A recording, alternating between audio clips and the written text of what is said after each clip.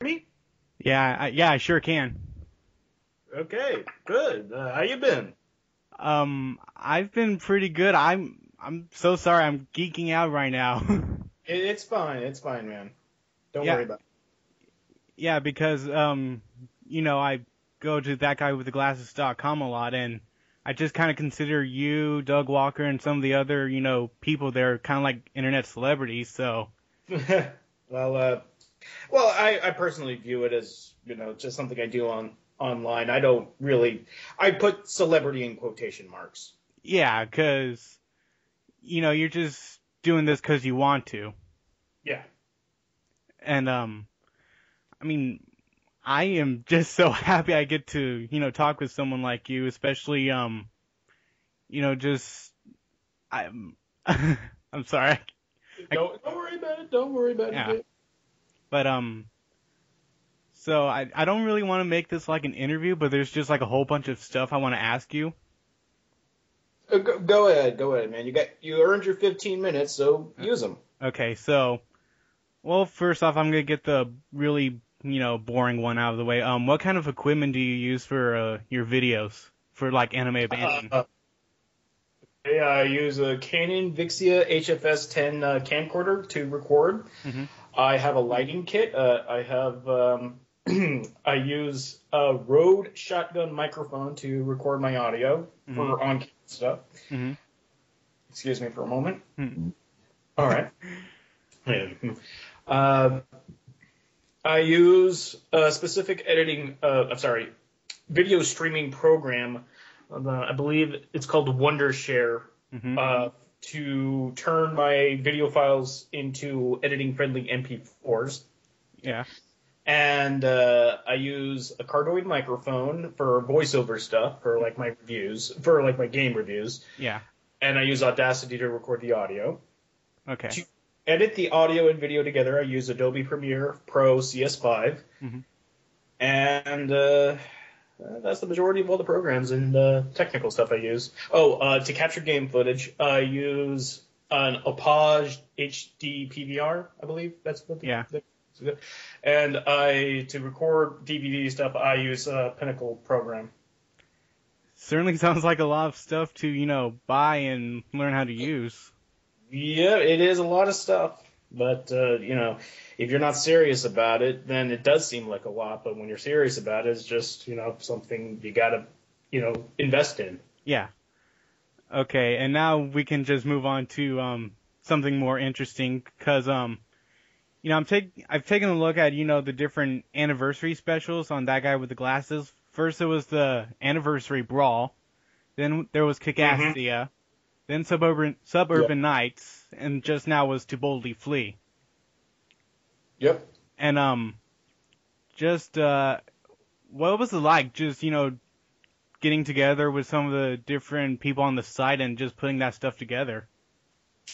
Well, the first year was very messy. It was only done in the whole filming of it took only a day, and we were only in one location. We didn't have a lot of time to get to know each other, so we were all pretty scattered. Even though we were all in one room, we all kind of split off into groups and stuff like that.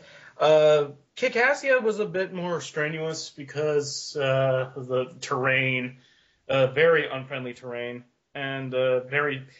That was the more injury prone of the. I mean, because Lord Cat strained. I think he pulled a calf muscle. Ooh. Uh, Rob actually tripped during a take and actually had a very bad contusion on his shin. And Ow. although when that happened, everyone ran over to him, and then Rob just yelled, "It's okay, the camera's okay." He's like, "Okay, good, the camera's okay, okay." And I'm pretty sure there were more injuries than I'm just forgetting. The third Yeah. one, Suburban Nights, was more weather plagued than anything. Yeah. That was it was a miracle that it was even done. But a lot of people were wet and miserable through that one. But we just got to knuckle through. We weren't flown to Chicago just to not shoot it. Yeah. So that's, we could just kind of knuckle down for that. And then finally, Tivoli Flea was, I'd say it was more comfortable because a lot of it was just indoor stuff, but the shooting of that took way too long. Like several takes took way too long to get done. People were being held on set for way longer than they were supposed to. Okay. They were constantly behind schedule. Got it done, but Well, even with all the, trouble there was on the set, the end result was probably, at least fun to see, right? oh yeah, it was fun to see. It's always fun to see how all of this turns out.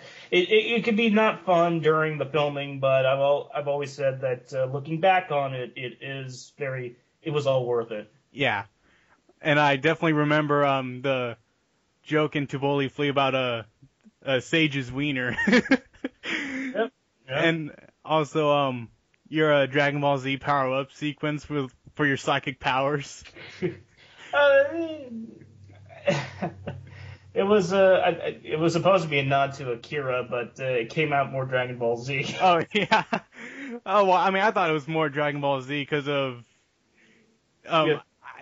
I think it was the golden aura. I remember. Yeah, the golden aura. I mean, that was more DBZ than Akira, but the outfit and the hair was supposed to be Akira.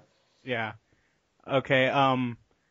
And something I just got done seeing of yours, Masterpiece Fanfic Theater, My Immortal. How was it like just having to, even if you think it was like intentional or not, like how hard was it to read all of that in its original form? It was kind of hard because the brain doesn't read. It sees the beginning of a word, and it just automatically replaces what that word is supposed to be completed for in that context. But because I have to pronounce it how it's spelled, I had to actually, my brain was auto-correcting it, and I had to stop that. And that slowed down the filming of that. And I mean, I wouldn't be able to get through that because considering I have put out some bad fan fiction, it kind of makes me, well, at least it makes me feel better that my stories are better than My Immortal, but I still wouldn't have been able to gone through that. Well, don't worry about that. A lot of things are better than Immortal. Can't imagine much worse. So. Oh, and that just totally reminded me of the Breaking Dawn Part 2 vlog you put out, and I was really surprised that they decided to go with it was all a dream. It was I think the people behind the movie realized that the ending didn't make a movie, so they had to have them fight, but then it just wouldn't work. So they had to have it both ways, and I still can't believe they pulled that, and I can't believe that I left out Michael Sheen's performance in my vlog. I think I was so flabbergasted by that ending that that I just completely, just yeah. It didn't come to mind, even when Michael Sheen did that. Oh. I got the arrows and the that I remember laughing at it, but when I was recording, it just didn't come to mind. Well, because you did say that you just started right away after you got right back from the movie theater, so I think that kind of did it. Yeah. And I also looked around on like different reviews, mainly from Spoonie and Lenny Pator, and Spoonie's reaction to the ending was boo, and then Lenny Pator's was just bullshit, and he just like flipped the bird at the camera. I'm just like, wow, I'm surprised this ending is having this effect on people.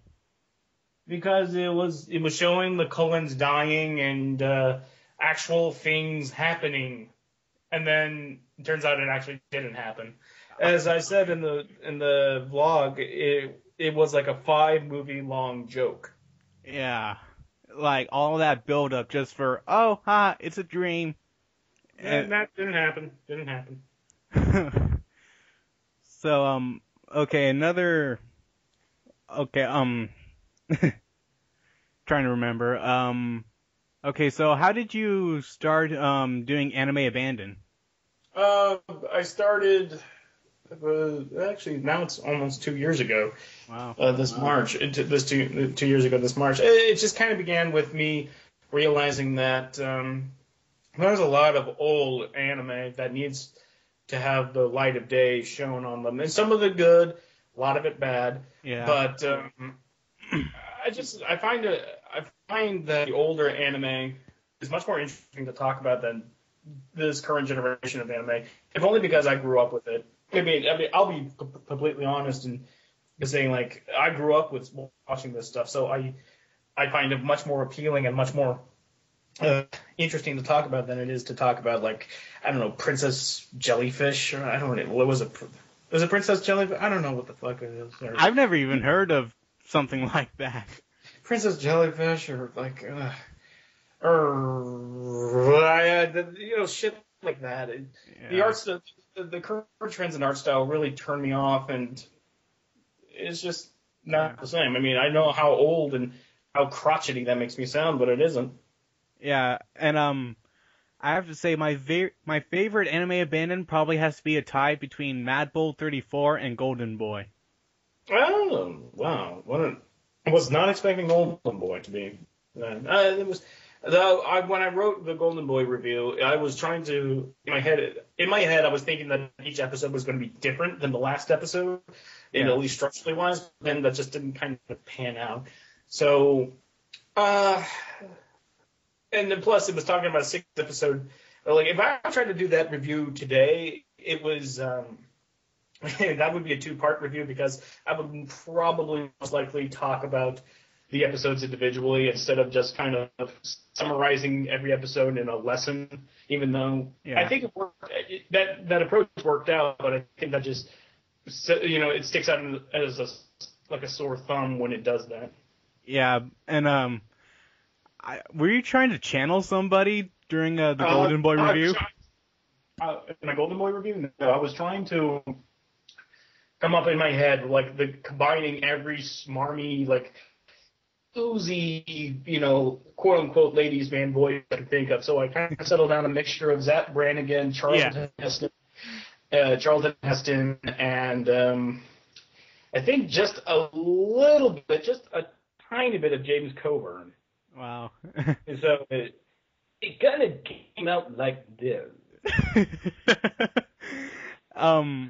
Okay, and the thing I really like Mad Bull 34 for is because just grenades to the pubes. I mean, what? Yeah, grenade, pube grenades. It's I'll say this: every good bad film, TV show, whatever, has to have a central moment where it completely blindsides you with its stupidity. Yeah. And defines its stupidity. And for Mad Bull 34, it was that the grenade jockstrap. And I'm trying to remember, but just before that, didn't well, what did you call him? Like shit house or something? Mm-hmm.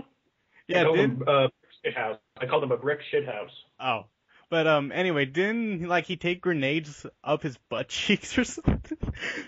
No, he didn't do that. He just tied his pubes to grenades. That's No. I mean, like he got shot in the ass. Like. Oh yeah, he got shot in the butt. Yeah. He got shot and was leaking blood quite badly.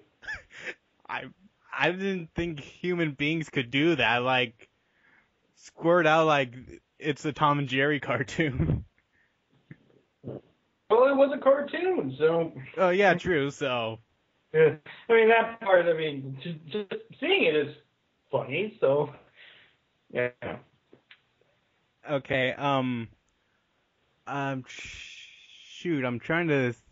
Oh, okay. And something I really, really liked seeing you from was I think it was Star Chaser with Doug Walker. Mhm.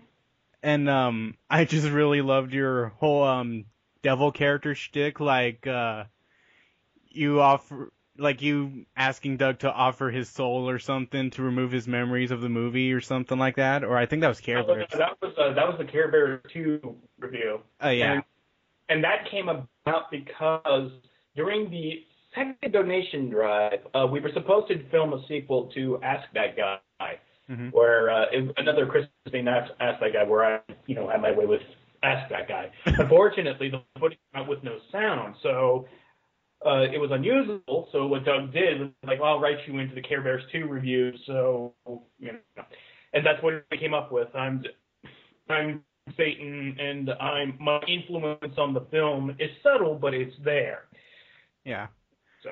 And but yeah, I really liked the Star Chaser review more because you were more involved in just how the fembot ass. I mean, I could. Yeah, like I said, every good bad film has to have a moment where the stupidity blindsides you, and the robot ass play is that scene. Yeah, and then I really love the part where you told the Nostalgia Critic that the people who distributed Star Chaser also did the Garbage Pail Kids movie, and he's just bawling his eyes out. Uh-huh. And then you're holding up the lotion like, let me take care of some business. Like it fades to black, then it cuts to you like rubbing the lotion on your elbows, and you're just like, what? I got crusty elbows. Thanks for being a fan. Hey man, 15 minutes are up. Thanks for being watching, and thank you for donating. All right, you're very welcome. It's a pleasure to talk to you. All right. See you later.